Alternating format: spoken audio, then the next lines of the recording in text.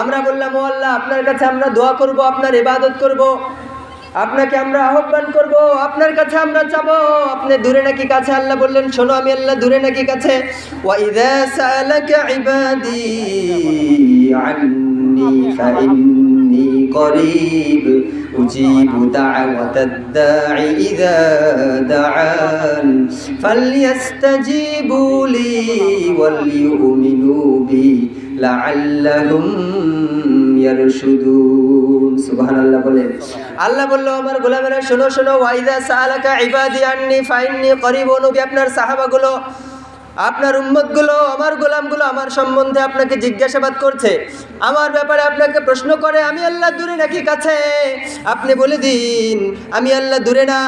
উজিবু দাওয়াতাদ দাঈ ইযা দাআন ফালইস্তাজিবু লি ওয়াল ইউমিনু বি লাআল্লাহুম ইয়ারশুদুন। আল্লাহ বললেন ইবাদি আন্নী ফাইন্নী করিব, আমার গোলামেরা কান খুলে শুনে রেখো, আমি আল্লাহ তোমাদের থেকে দূরে না। তোমরা নিজেরা তোমাদের যত কাছে, আমি আল্লাহ তার চেয়ে তোমাদের বেশি কাছে। সুবহানাল্লাহ বলেন। এজন্য যারা মুমিন তারা চায় কার কাছে?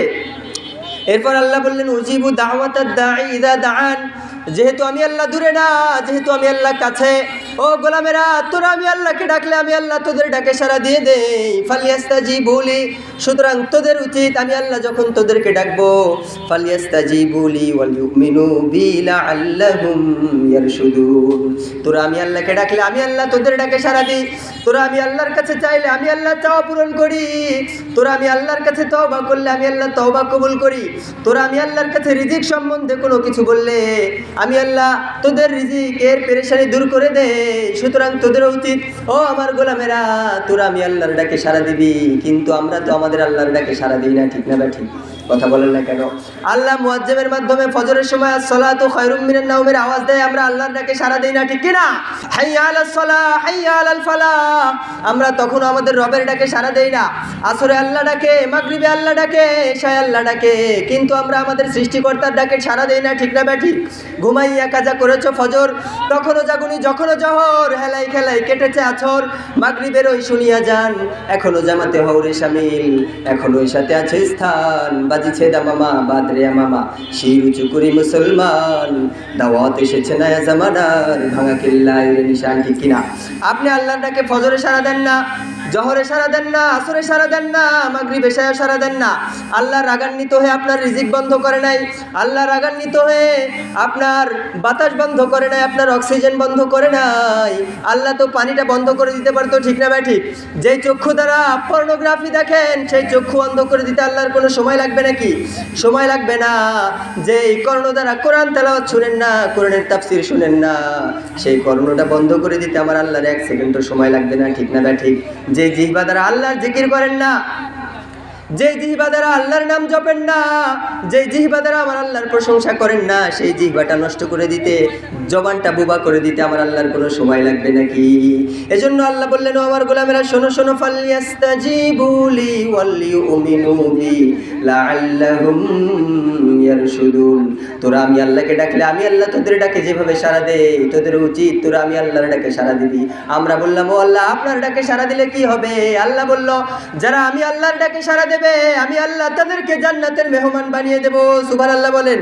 এজন্য যারা মুমিন তারা আল্লাহর ডাকে সাড়া দেয়, ঠিক না ভাই ঠিক? কথা বলেন না কেন? যারা মুমিন তারা একজনের ডাকে সাড়া দেয়, তিনি কে? যারা মুমিন তারা দোয়া করে একজনের কাছে, তিনি কে? এজন্য বিশ্বনবী বললেন ও আমার উম্মতেরা শোনো শোনো, ক্বালান নবী সাল্লাল্লাহু আলাইহি ওয়াসাল্লাম দুআউ সিলাহুল মুমিন। যারা মুমিন, যারা মুত্তাকি, যারা পরহেজগার, তাদের অস্ত্র লাগে না, তাদের কামান বিমান লাগে না। আল্লাহ বলেছে আমার মুমিন বান্দাদের জন্য দোয়াটাই হচ্ছে তাদের অস্ত্র। সুবহানাল্লাহ বলেন। যারা মুমিন দোয়ার মাধ্যমে তাদেরকে সাহায্য করে একজন, তিনি কে?